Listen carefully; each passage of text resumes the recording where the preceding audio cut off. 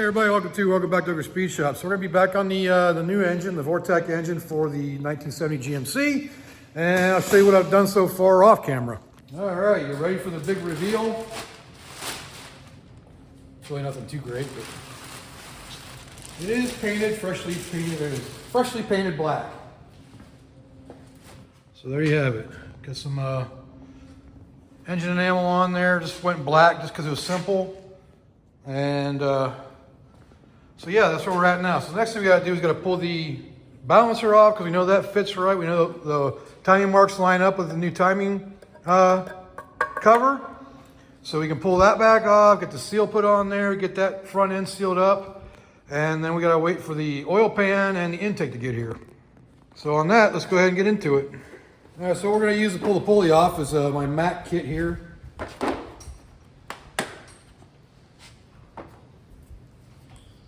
I bought this many years ago because it was the only one that was big enough to fit all different types of pulleys I've tried to use it on. Some of the other ones are smaller than this and they just didn't fit. Yep.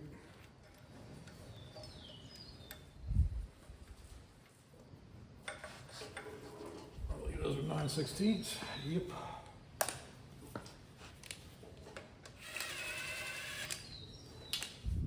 Quarter. Yep. Watch your ears.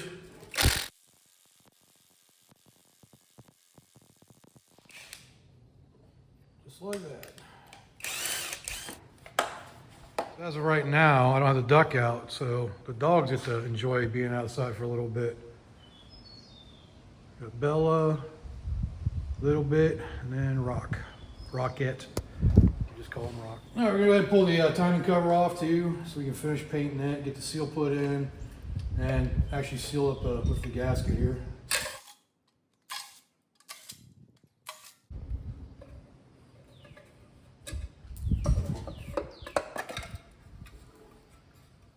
Gasket stuck to the timing cover. I didn't use anything on it. Great, I got to replace that now. But go figure. So I've been playing around with some of the pulley setups here. These are all I have. Is I got the serpentine belt, and I got a water pump pulley off my Pontiac, a different Pontiac than the Firebird. That one's complete, but that's actually off the original 69 motor 350. That's a 68 GTO motor that's in there now, but 400. But anyways, so this pulley's off of it, off the original stuff, but I didn't put that one on it because it's got that balance thing on it, like the heavy, it's a heavy with balance holes drilled in it. You see it kind of down there. So I can't really put that on there because I don't want to throw it out of balance with this being a balanced, that being a balanced balancer, you know, balanced harmonic balancer. The power steering pump sticks way out, so I definitely need a different pulley. That one with the balance holes in it, that would line up with this if it was on here, but I don't know. The alternator kind of lines up. I think it might line up with the pulley the way it is right there, but then I don't have anything that lines up with the water pump. So yeah, gotta play around with it a little bit. I'll probably go to the junkyard and just see if I can find a old school pulley system for a small block Chevy somewhere, whether it be a Camaro, Firebird, old truck, something. See what I can find that might work. But that's where I'm at right now with this. Since we're waiting on some stuff for the motor engine, then I think what we're gonna do, I've decided I'm going to paint the firewall. Then we can start putting parts back on, clean up parts and get those painted too. So I think that's what we're gonna do, and move a little further on this project, because once I get parts for that, and if I can get that fuel tank that is locally, then it won't be that long after that this thing will be ready to get back on the road. So I'll have to do brakes and steering and good to go after that. So well, shocks too, but other than that, so let's get this thing prepared and ready to be painted. So one of the other reasons why I decided I want to paint this is because you look down in here, this drip rail here, and it's all been kind of rusted in there. I just got done scraping all the seam sealer out of it. So now I'm gonna try to get something down in there to kind of sand it a little bit and put some rust reformer on there. And then we'll reseal it with some more seam sealer. And then we can go back through and paint. So I'm trying to think if probably all the way to here would be best bet for painting. All the way to the windshield. To get this just, because I don't know what my paint scheme is going to be yet. So I think just painting it black, that way it covers anything. And it'll look good. Whether I keep it green, silver, black, red, doesn't matter. Black firewall will always look good. So I think that's what we're gonna do, just get it ready and we're gonna paint the whole thing. Right, so I got that valley cleaned up fairly decently. Doesn't look like there's still some, it's just rusty, but I use these little things, little wire wheels that work really well. I don't even know where I got those at, or otherwise I'd tell you, but so yeah, I'm just gonna put some rust reformer down in there. So that way there'll be some paint in there, because when you put seam sealer on, it says in the instructions to go on painted surfaces. So that's what we're gonna do, get that painted now. All right, so I got a coat of the rust reformer on there. And hopefully I got enough down. It's kind of hard to get the spray to go into there, but I think I got enough in there. It'll take care of it. So that comes out as a flat black, but I'm gonna end up painting it. I'm gonna go satin black on the firewall. I just gotta finish cleaning up. I scrubbed it down with some, what's it called? Brillo, whatever that stuff is called. Scotch-Brite. So I just gotta do the rest of it so I can get the rest of it painted there, clean up underneath there, get some of that oil mess off of there from obviously the leaking engine or leaking transmission. Gotta clean up some of the welds too from doing the floor pans. But yeah, we're getting closer to being just spray this black and be done with it. All right, so I got most of the upper part done. Still gotta do under.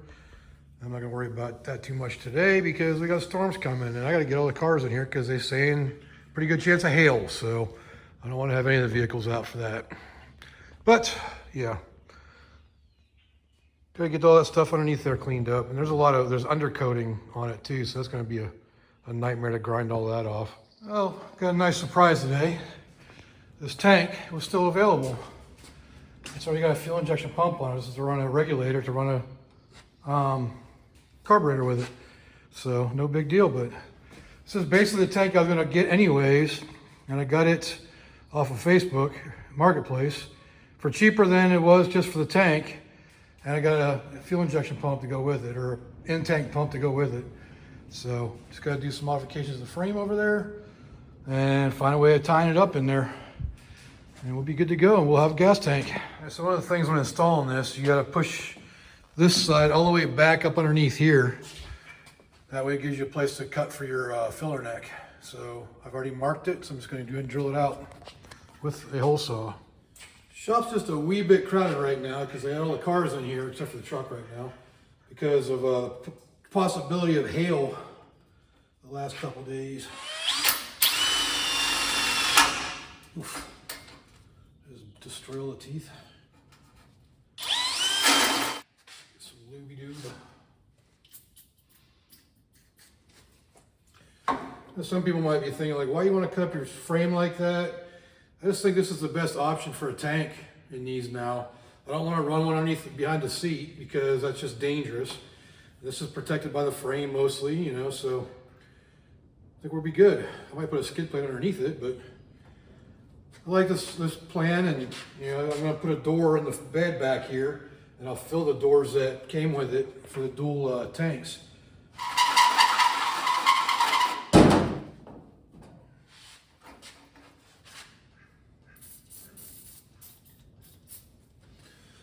There's a way of keeping this centered better by putting a 1/4-inch dowel in there instead of the drill bit, but I don't have one, so I'm not gonna worry about it. Ah, there we go. Nice. Pain in the butt, but done. I'm gonna round these edges off a little bit with the die grinder.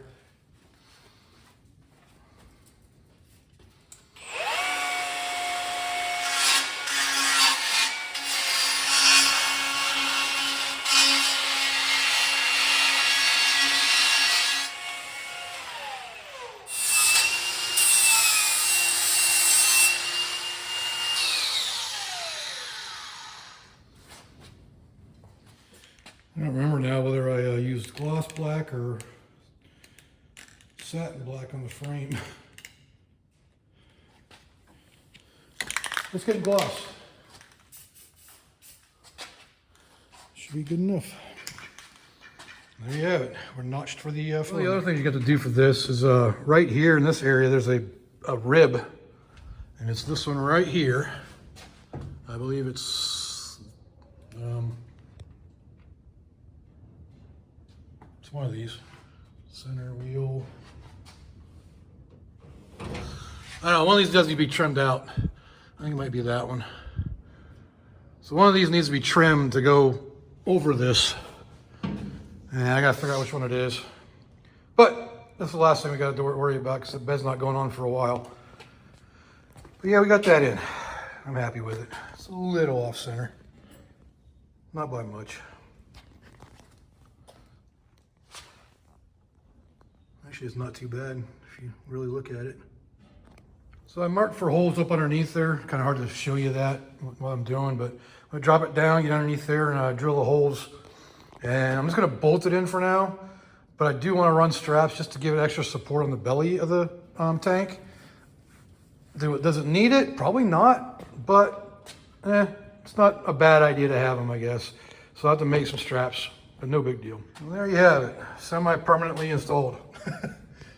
So I got just 4 bolts basically on each corner holding it in, but see what I gotta do to get some straps. Sure I can get some strapping material from like Atwoods or something. But the tank is in and it's not being supported by a jack anymore. And so I went into town today to find some strapping of some sort.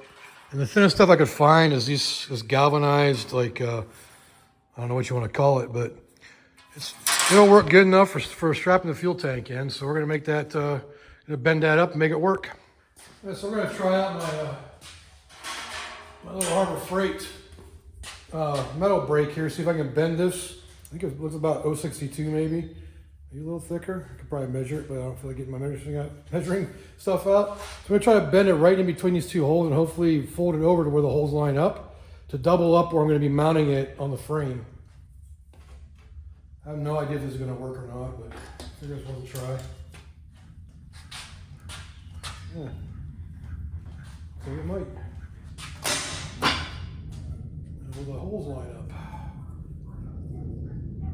Nope. A little off on that, but I guess I can just drill it out. Now for the rest, I'm just gonna hammer it down flat. Gives me a nice double up seam for it, so I'll just drill that hole out to take the bolt.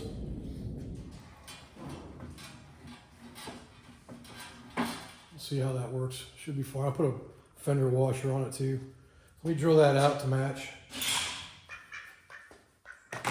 This should work. I just gotta figure out the rest of it. All right, so we got that piece made. If you look, kind of tell at this end is longer. That's gonna be bolted permanently to the frame. I'm gonna do like a J bolt or some kind of drop down bolt here to make it so it can be tightened up around down that side, kind of like a factory one would be. So that's where we're at. All right, not sure how much you'll be able to see, but here's the strap. You see I got it bolted in right there permanently.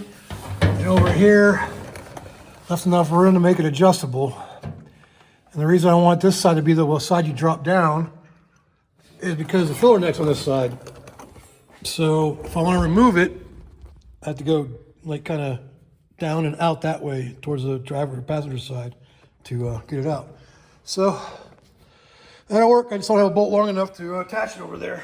All right, so I just went ahead and used the first strap to make the second strap. So we're all good there. Just got to drill holes in the frame and discovered that wearing safety glasses under your frame when you're drilling holes up don't really work too well. I didn't get it in my eye, but I had my eyes closed and it went right behind the lens and burnt my eyelid. So that was great. But anyways, got the tank straps done. Just gotta get bolts, the long bolts for the end I'm gonna be using to tighten it down with. All right, so I got both straps with the permanent side bolted down. Only problem I ran into is there's a slot right there. If you look down in there where the silver washers are at, if it'll focus. That's the slot I had to use for the strap. So I used some fender washers. to take up the gap. So, but those are on. I just need some longer bolts. I gotta go to town tomorrow anyways, pick up some brake line. So I'll just grab some tomorrow, but that's almost done. All right, so I got kind of lucky. I found a bolt that was longer for this back one here. And I just added some threads to it, cut it off to 4 inches, and it works perfect. So the tank is officially strapped in now. All the bolts are out that I had it bolted in with earlier.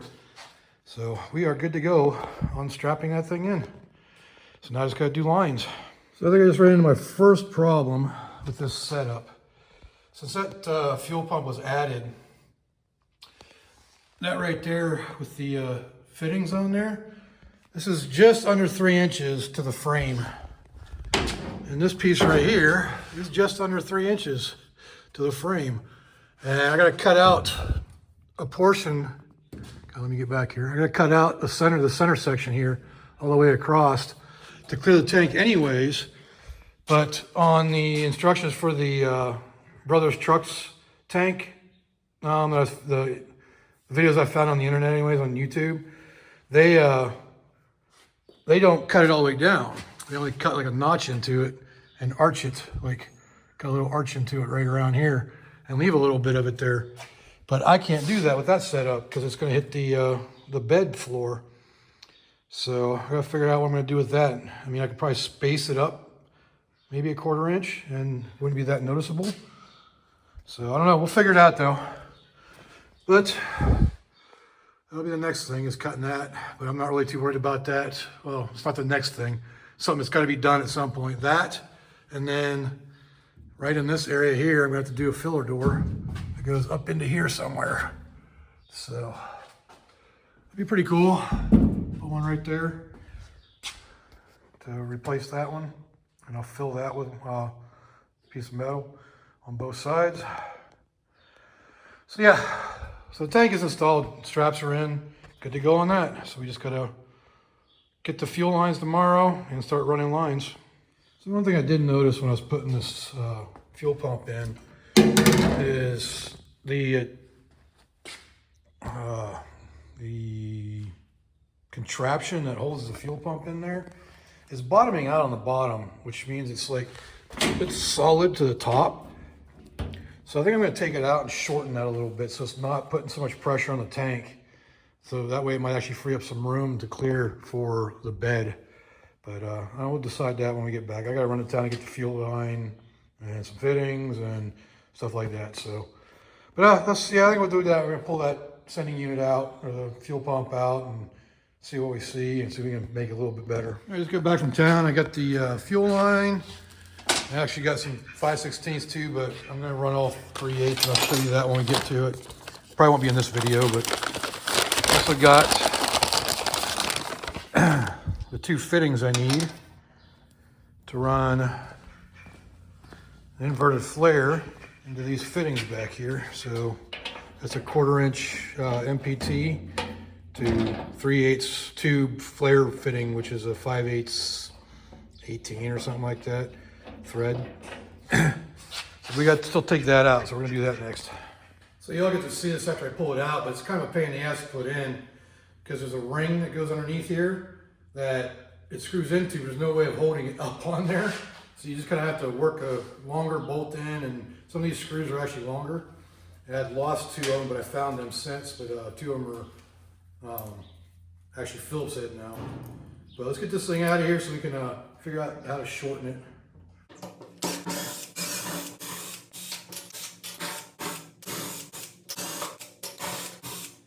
Now if you watch, as I get these last couple bolts out, you'll see this pop up, which means there's too much pressure on it, which means it's hitting the bottom of the tank, which you can have a gap at the bottom of the tank for it. And I'll show you the contraption we get when we get it out of here. You hear that spring loose? That was that ring I was telling you about that's down inside here. Now it's stuck on the pump. So that's the apparatus for the fuel pump, but they adjusted it, but they welded it on, but it's sitting right on the bottom. I think it's creating too much pressure. you know, more than what I'm comfortable with. This is to prevent slosh, and I kind of like it to go in like that, which is the way it was in, wasn't it? Yeah, towards the back. So you want that facing towards the back. No, I want it like that. I don't think it'll fit like that. So I'd rather it slosh to the back, to the pump, than any other way, but I don't know, we'll figure it out. But either way, let me show you if you can see it or not. Yeah, it's hitting the bottom of the tank.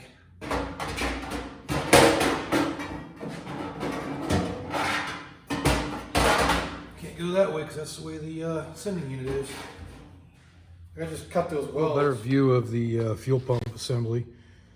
So it's just in a little bucket here to help prevent slosh when you're driving. You see, you got the hole right there to fill. That keeps fuel in there for when you're driving and hitting corners and whatnot. That way you don't starve the pump. So I'm gonna go ahead and remove the oil pump. And I'm not real thrilled about it being a rubber fuel line hose, because those do deteriorate over time in fuel. But I don't know, we'll figure it out. I got some plastic lines. All right, so I went ahead and cut the welds off, moved it up to where these holes lined up now. And that's about all more I raised it up, about a 1/4 inch, maybe 3/8 at the most. So it ain't gonna be that big of a deal. You know, at least I'll know that when it's empty, you know. But I never let my tanks get less than a 1/4 tank anyways, usually half a tank. I don't like them getting low at all, especially living out in the country. So it's one of those things. I'm gonna weld these up real quick just so they stay in place, and then we'll get it installed back in. I'm gonna use the rubber hose for now until it becomes a problem, but I don't really like the rubber hose in the tank, but I'll make it work for now. It's easy to get to, well, somewhat easy, and we'll make it work. All right, got that welded back together now. It's not as pretty as what they did. They use a TIG welder. I've always used a MIG welder, and a crappy one at that. Not to mention I'm a crappy welder, so. But anyways, cut that back on there. Now we can put the pump back on, get this thing installed for good. All right, so to get this started on here, I'm gonna use a couple of these extra long ones here, but I'm gonna start with the short ones, just to get it lined up. It really matters which way this goes. I'll take one of the short ones. Let's get through the freaking gaskets, a pain in the butt. Flip that. There we go.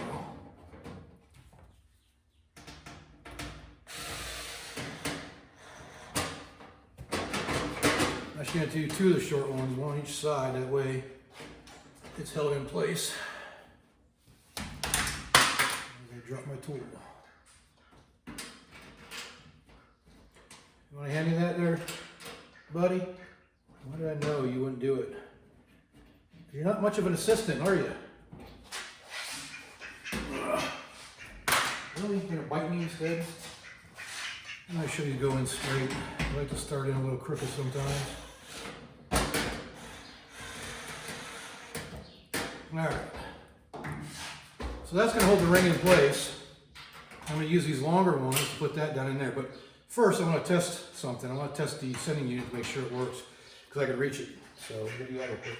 Set this up so you all can see it too. Okay, so all I'm going to do is attach this multimeter, put it on resistance or your ohms, one to ground, right where it's attached, and the other one to the actual sending unit lead. Turn this on to, that ohms? Yep, it's ohms. Right now it's reading 18.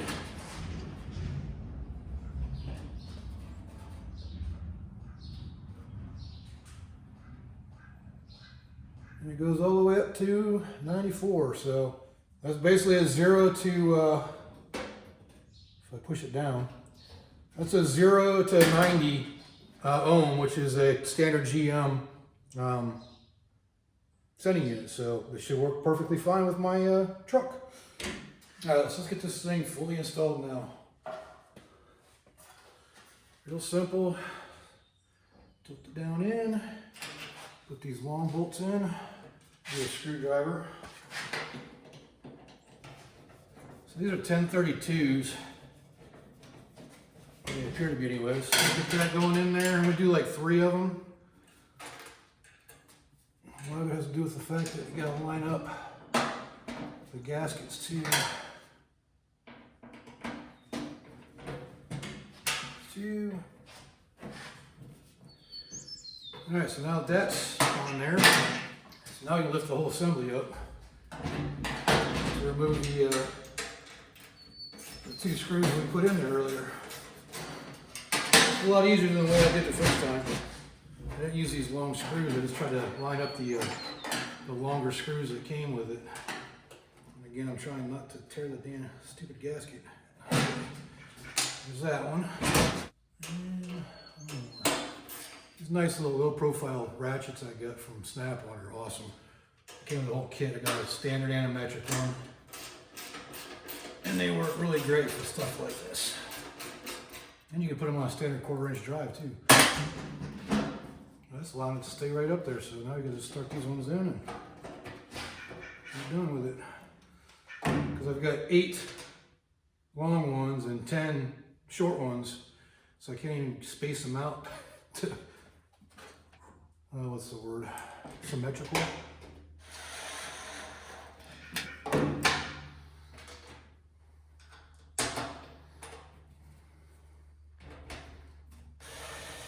Tightening any of them down yet. Just getting them all started. Just going every other one with the long ones. And maybe I miscounted. They're only 8 and 8. Because that came out even.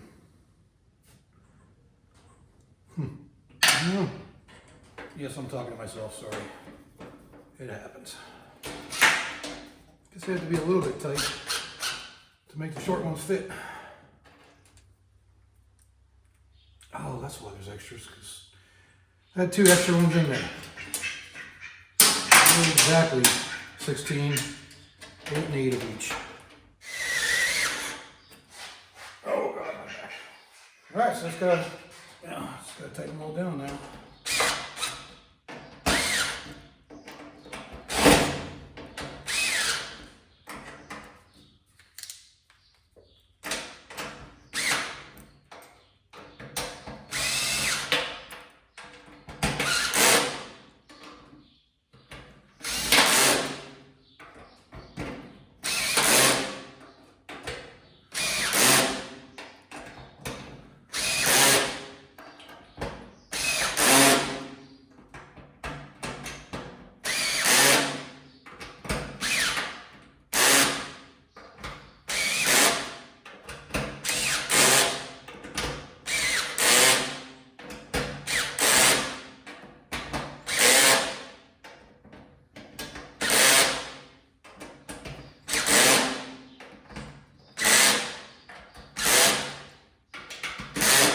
And there you have it. The fuel pump assembly is installed. We got to do lines now. I'm going to try to do as much hard line as possible, just to be a lot stronger than rubber. I got a fuel pressure regulator coming on because this is a fuel injection pump. I need to reduce the pressure for the carburetor.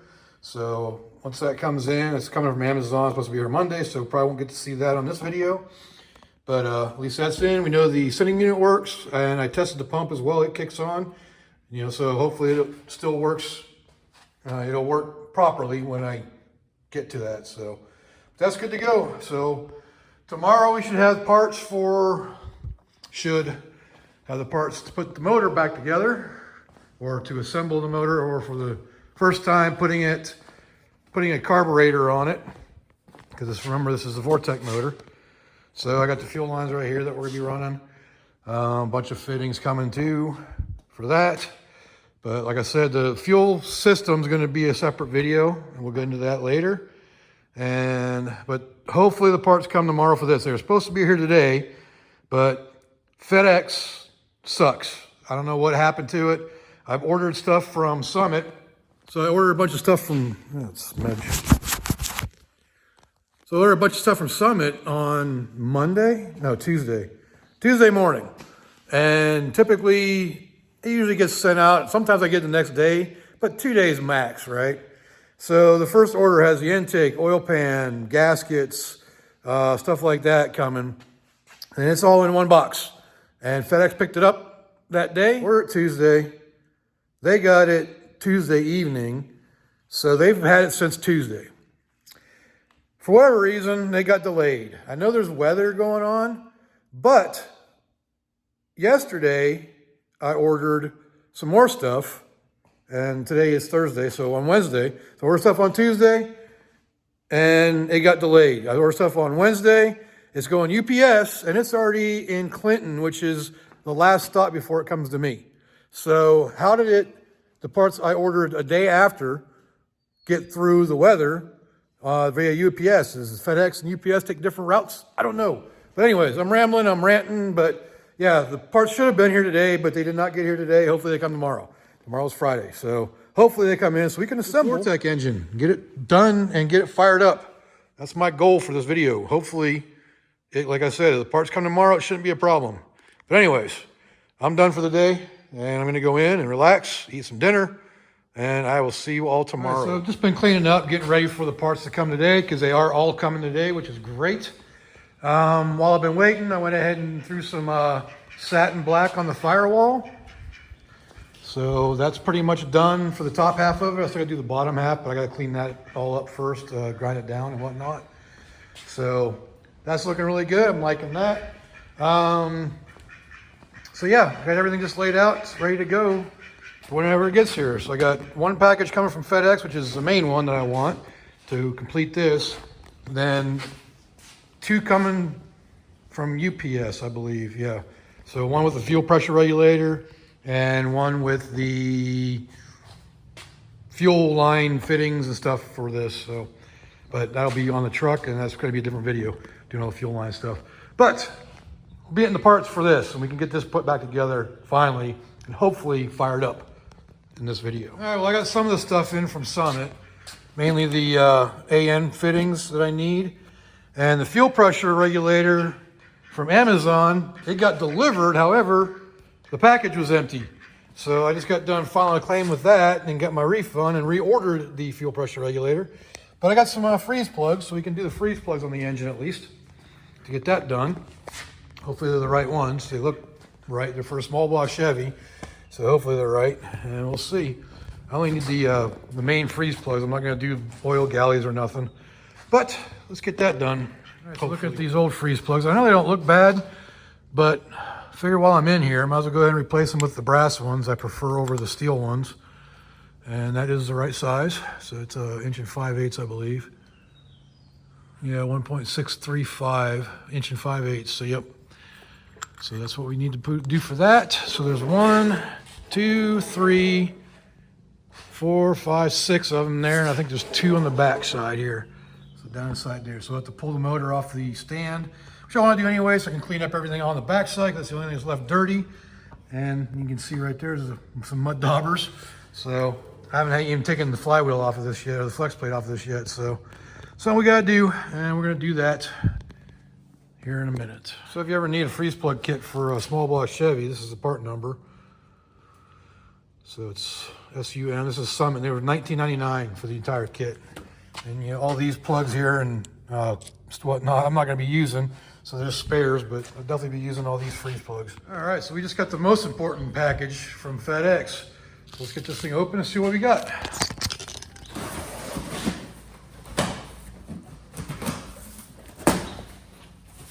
All right, first thing, hey, bubble wrap.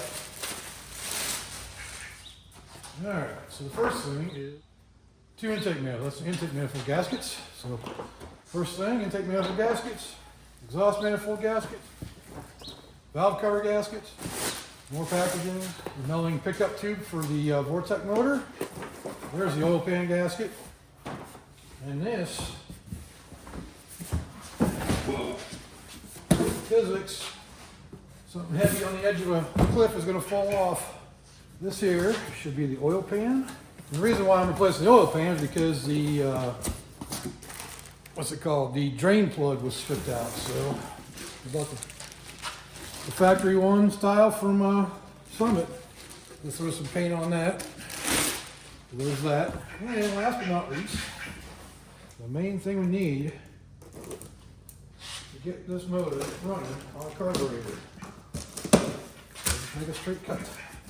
And hopefully this will work for us. This is the Summit brand. It is the cheapest one because I am on a budget. There you go. Dual plane Vortec 2 carburetor. Let's see what she looks on there. Oh yeah. That looks good. Not too shabby. I think it was 180 bucks for that intake. As long as it flows air, it should work, right? I just got back from town from getting some paint and painted the oil pan. So she's looking pretty nice now instead of bare metal. I'll let that dry, but we can start assembling the bottom end of this. Get the oil pan or the oil pump on her. Get the pickup figured out distance-wise. Actually, we need that. We can use the old one to get the depth for it. But yeah, let's get this thing flipped over and start getting this thing put together. Now we're gonna go ahead and get the oil pumps put in. That way that part is done. Held in by one bolt. No gaskets, no nothing like that. 5/8. No, I'm not gunning it down with this. I'm just going that far with it. It needs to be torqued. I gotta look up the torque specs. I gotta get the thing on there, the pickup tube. All right, first snag. That pump ain't gonna work with the pickup tube for this engine. I gotta use this pickup tube because it fits with the windows tray and the pan. So this is a bigger diameter. Let's see if I can show you. So this is your standard small block Chevy one. Look at the size difference. That one almost fits into that one. So it's definitely a huge difference. So I gotta find the pump that fits this one. That's an M55 for the high volume style pump. Hopefully I can find it locally. Also, before I install the oil pump, when I get the new one, that's gotta go on there first. Because it gets bolted on to the oil pump as well. The windows tray. Well, I just got back from, as Chad on This and That Garage says, from Ireland with the new oil pump. We get that installed, get this pickup on there. We gotta figure out the depth for it.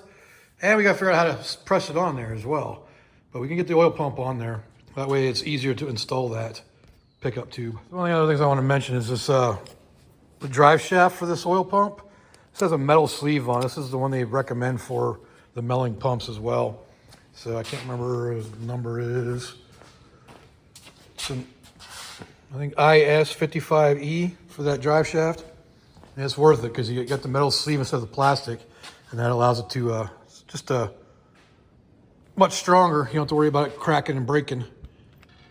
The oil pump's on. Right, so the oil pump bolt is 65 foot-pounds. And torque that down. And these three bolts that hold or three nuts that hold the windows tray on, they're 3/8, so they're probably about 50 foot-pounds. I just tighten them down until they're tight because they have top locks on them, so they can't go anywhere anyways. Oil pump's on. Now we just gotta figure out how to get the pickup tube on there. So as you can see, the pickup tube doesn't just like slide in there easily. So it needs to be pressed in there. And usually what you do is you shrink this by freezing it, which is what we're gonna try something a little different with that. If it doesn't work, then we'll put it in the freezer overnight. But we also take a measurement from the oil pan to see the depth, how deep it has to go, because you want this just above the oil pump, you don't want, or the oil pan. You don't want it resting down inside the oil pan. All right, so the way we're gonna do is we're gonna take a depth measurement in here, so we know how deep that sump needs to be. So it's 7.5 inches deep. I think I just ruined the paint on this because it was still tacky and I put it upside down. Yep, I'll have to clean that up later. So that needs to be 7.5 inches. Well, actually 7.5 inches would be pretty good with the gasket because the gasket will take up some of that space. So I'll probably go for 7.25 just to give that little extra room there. Maybe a little less than that. It's about 7 3/8. I don't know why some of this is dry and this is still tacky up here. So I have no idea if this is going to work or not. But I got some canned air here. I'm going to try. If you flip it over, it sprays that stuff out. So I'm going to try freezing it with that to be able to press that in. So let's try it, see what happens.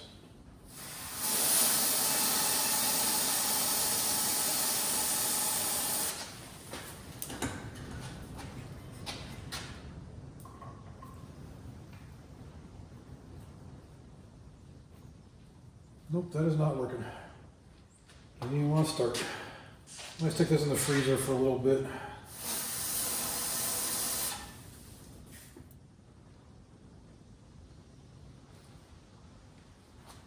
What we're going to do is use a wrench here to try to tap it in.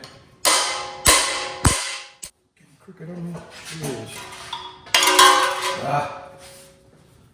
That is the thing. I'm going to go freeze this for a bit. I guess while we're waiting on that to freeze, I'm going to go ahead and put the freeze plugs in. At least the ones that I can reach right now. Alright, so the way I usually do this, is use a punch or a drift or something like that. I'm gonna drop my channel locks. Perfect. Just go in here and I kind of punch on one side of it to get it to turn sideways. So once it goes in there, with the channel locks, and just pull her out. Yeah, it's definitely nice and rusty. This is more of a pain in the butt because it's closer to the cylinder. You can grab hold of it.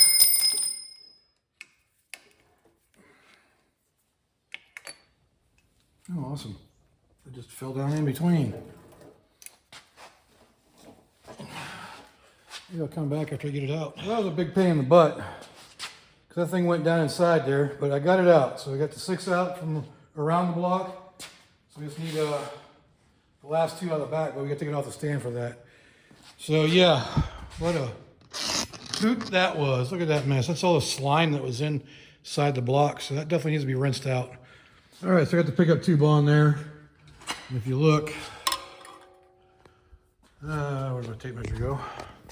We're at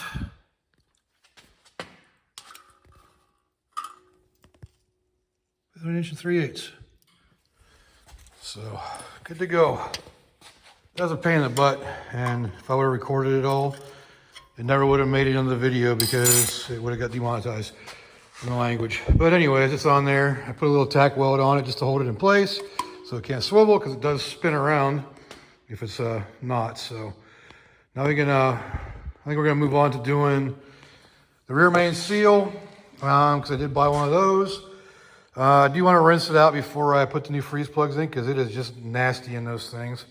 Plus we got to pull the other ones off the back. So I got to get the engine hoist out, get this off the lift, off the stand, get the flywheel off, replace the rear main seal, pull the plugs out of the back, and get everything ready to be rinsed out. So there's just 4 bolts holding this rear main seal housing on. I removed that because there's a seal behind it we want to replace as well. So just these 4. There's 2 3/8 and 2 or 1. I don't know what the heck that is, 1/2 inch. So let me get that off of there and we'll look at it when I get it off. There you have it. It's the rear main seal housing. So it looks like out back here. So we got a new seal. This is pretty dry, so should take care of most of the leaks. Let's get these freeze plugs out of here too while we're at it. No, I'm not gonna worry about the cam plug. I think it'll be fine. All right, we got the new rear main seal put on. Oil pump's all on now. Everything torqued down there. So we gotta flip her over, get her back on the stand. Flip her over, get the oil pan put on it. And then we can go ahead and we're gonna rinse out all the water jackets. Oh God, I thought that was a freaking crack for a second. A little piece of rubber. But anyways, let's get the oil pan put on here so we can button that up. And then we'll probably put the intake manifold on as well. So getting one step closer to getting this thing back running again. I actually think first things first, we're gonna replace the valve cover gaskets, or actually install valve cover gaskets so all this oil stops leaking out from under there every time I flip it over.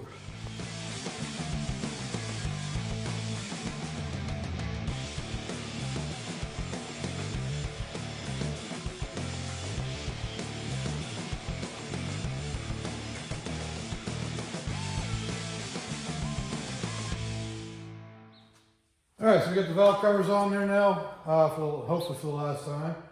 So I'm gonna flip it over so we can start working on the oil pan.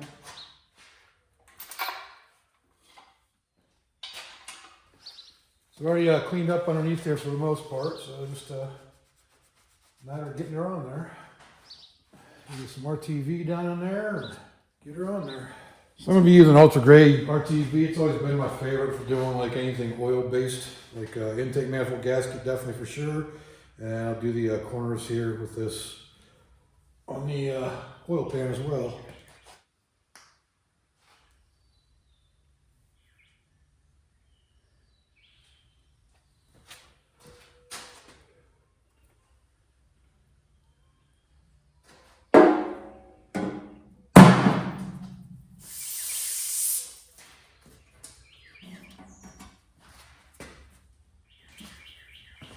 I should have cleaned these bolts beforehand, huh? I'll be back once I get these cleaned up. All right, I'm back. So did any of you all notice what I forgot before I start tightening these bolts down? I gotta clearance this one a little bit. Yeah, a little bit more.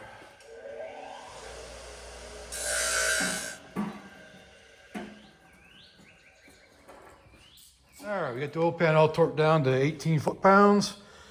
The only thing I'm worried about, because this is not the timing cover that goes with this motor, remember, it's this little corner right here. Had a pretty wide opening, so I don't know if that's gonna, hopefully that seals. I think it probably will, but we'll find out once we run it a little bit. So let's flip her back over, start doing the intake. First things first, is get this tape off of here. There's something oddly satisfying about doing this.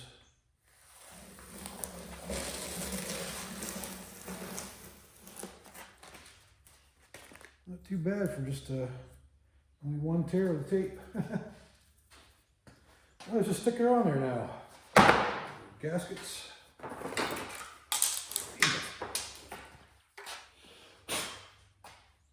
So these have little pins in them right there. If you can see that. That's what lines them up. Oops. I still put them on backwards though. They're upside down. There you have it. These are a lot nicer than the standard intake manifold gaskets, that's for sure. They stay in place. Rag out of there. Don't want the rags out of here. Oh, I didn't want that one to come out, did I? All right. Let me go ahead and stick the oil pressure sender adapter on here just to keep RTV out of that. What kind of RTV do they provide? Felpro gray RTV. Wow, interesting. I'd use it, but that doesn't look like it's enough. Let's check, put the intake on there, see how much we actually need. I don't want to touch it with my dirty hands. Wash my hands real quick. All right, hands are nice and clean, so let's get this thing set on here, see how she looks. Well, I mean, we already know how it looks, but right on. So you need a good 1/4 inch of RTV by the looks of it. So put a nice big blob of it on there. Yeah, it's gonna look good. Seems to fit nicely. So everything fits good. We gotta clean up the bolts for the intake, so I'll be back after we get done with that. Let's get this intake put on.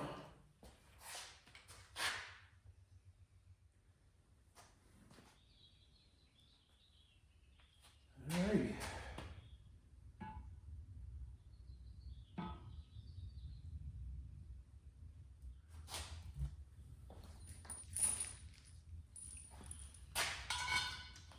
Okay, so there's 4 middle holes go down into the oil valley, so you want to make sure you put some sealant on those. Get a old white lipstick to put on there.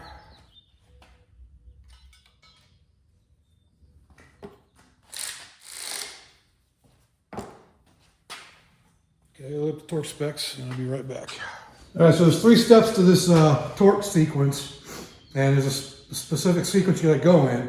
First step is 71 inch-pounds. So that's 1, cross over to 2 here, 2, 3, 4, 5, 6, 7, 8. So the next sequence is 106 inch-pounds. Same sequence. And the last one's 11 foot-pounds. So that'd be what, 121? 11 times 12, 132 inch-pounds. One. Let me go back over them one more time just to make sure that they're all torqued.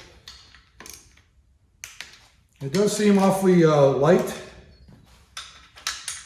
but I'm getting it right out of a book, so not like the service manual, but the Chilton's. One more time, just for the heck of it. See, anytime you torque down a forward intake manifold, once you reach the final 28 foot-pounds, you want to go over until it stops clicking, or until it stops moving, because as you go around it loosens up the inside bolts. So I don't know. It's a whole different story though. All right, so that should be done. So we got good seal on the China walls. Always loosen your torque wrenches, otherwise you'll stretch the spring out. All right. She is starting to look like an engine. I need manifolds, spark plugs. Gotta rinse it out first though, so let's do that. The book I was using for the torque specs, just good old Chilton's. And I went to look at the intake manifold and it said for V8, see note 5. I don't know if this can focus because it's so dang tiny. It says right here, 71, 106, 11 foot-pounds. So that's what we torqued it to. Hopefully it's good enough for the aftermarket intake. I think it should be. I don't see why it wouldn't be. It's the stock intake is aluminum as well, the lower intake, so should be good. The reason I was showing you the book is because I went online, and you can find a lot of information on the internet as far as torque specs go, but I found 3 different things that talked about different torque specs for that. So I'm going to go with the book because it's I'm sure that's been researched and tested, so I'm going to go with that, and I should be good. So I just want to let you know that. You just be careful what you listen to on the internet. Well, I think it's time to put some oil in this thing and prime the pump to make sure we got oil pressure. So I got a gauge hooked up right now. I got the distributor. I got a distributor, and this is the one that's going to go in. I got a HEI, but the wires I have for the HEI are cut to fit. So I don't want to do that right now. So I got this point style one that I used to originally get the motor that was in there running. So I know it works and it's brand new. So let's just get some oil in it and prime it, see what happens. Hopefully get some pressure out of it. Let's see if we can get some oil pressure building here.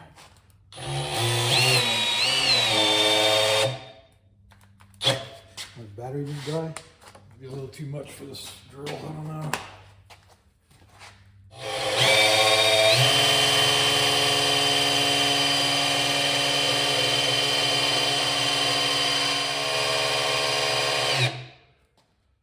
Say that's looking pretty good. Oh yeah, we got oil up on the drive shaft and everything.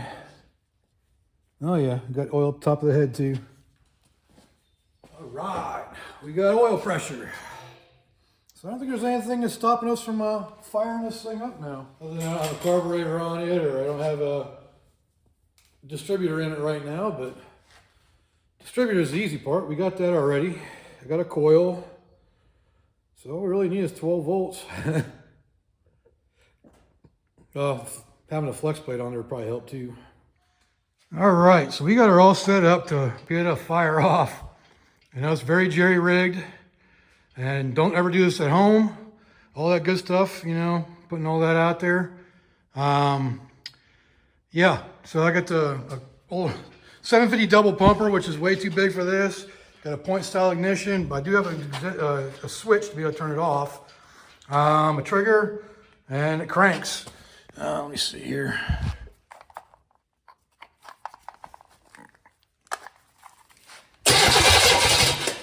So we got it cranking.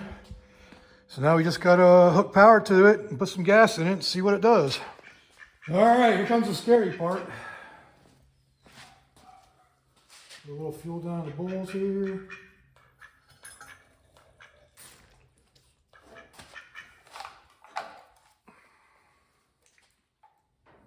Set oil pressure is over here. And in the way of flywheel, nothing in the way of balancer. You're gonna crap yourself if you're not careful there, Duck. All right. There you have it.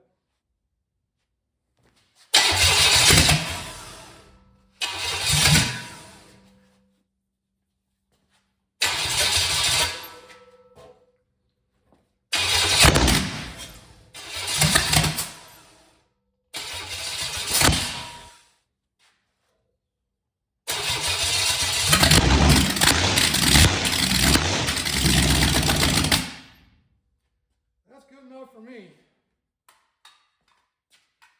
This setup is scary, but I think I can live with that. Like I said, the carburetor is old. It needs rebuilt. Got point style ignition on it. I have no idea where the timing's at. So there's lots of ifs, ands, and whatevers, and I forgot to look at the oil pressure. Dang. Guess we got to fire it up one more time at least.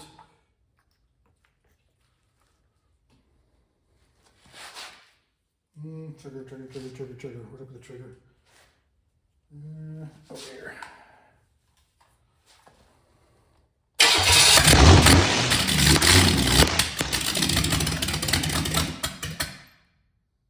Yep, we got about 50 PSI in that little short stint there, so I am happy with that. And now the danger's over because it's all disconnected now. So we are absolutely ready. We can drop this in the truck now. So that might be the next step. But this is all I wanted to make sure we get done in this video, is this thing actually firing up off of its own, off of all new parts. So I definitely want to do something different with the exhaust because, for one, it's got a hole in it over here, and two, the dipstick tube don't fit. But overall, I'm very happy. It's got oil pressure, it fired up, definitely needs tuned and timed. But other than that, I'm happy. All right, well, I am stoked. That engine just fired up off of the carburetor intake.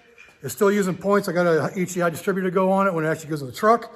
We heard it fire up. We heard it actually idle for a second. That carburetor needs rebuilt, and it's one I've had for years. It's originally the one I had on my Firebird way back when I first got it running. And but yeah, so overall, I'm stoked. I'm happy. We know it runs. We know everything's working.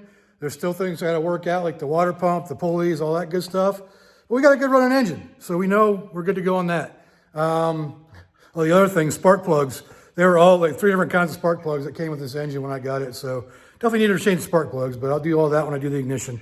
And but yeah, so if you like this video, leave a like down there, leave me a comment, let me know what I can do better, and subscribe while you're at it. What the heck, it's free. Appreciate you being here this long. You know, it means a lot to me for y'all to be watching me. So until next time, I'll see y'all later.